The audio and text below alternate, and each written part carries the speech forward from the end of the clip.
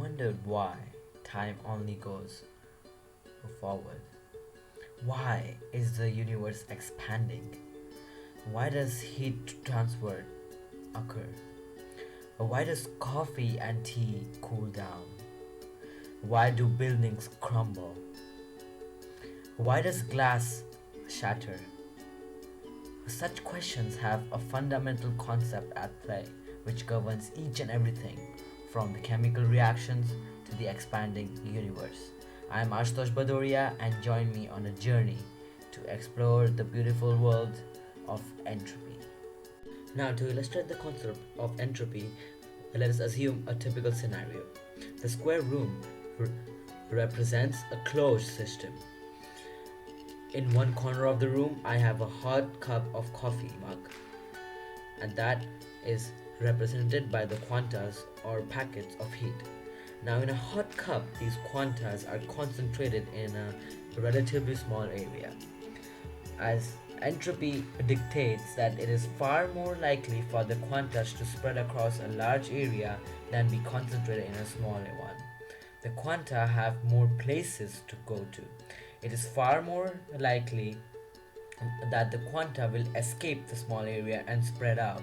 Now, as illustrated by the previous example, entropy is the randomness that exists in a system. This randomness relates to the freedom of movement and arrangements of the particles. Now, let us consider a box which is separated by an impermeable layer. Now, the box has two different gases in each half, and these gases occupy the whole available space, moving randomly and freely.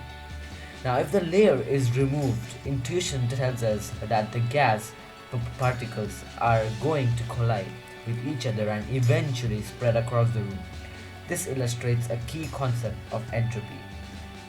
Confined to a smaller room, the gases had less space to move.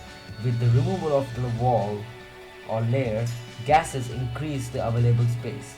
In doing so, it also increases the number of arrangements in which the gases can be found, and therefore increases the total entropy of the system.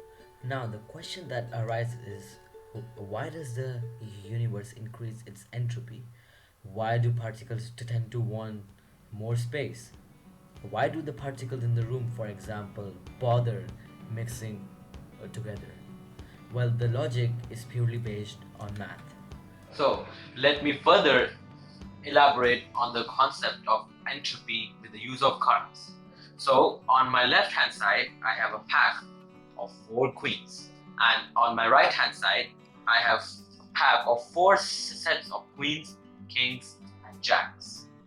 If I were to arrange the 4 queens in any sort of order, as this or this, and shuffle them around in any way, the total number of ways in which I can do this is 24, which is 4 factorial.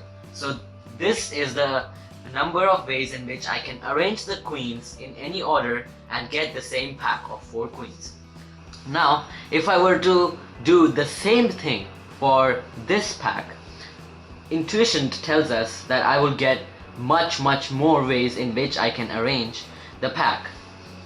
Numerically speaking, the total number of ways in which I can arrange this pack and get the same pack containing 4 queens, 4 sets, and 4 jacks is 479,001,600.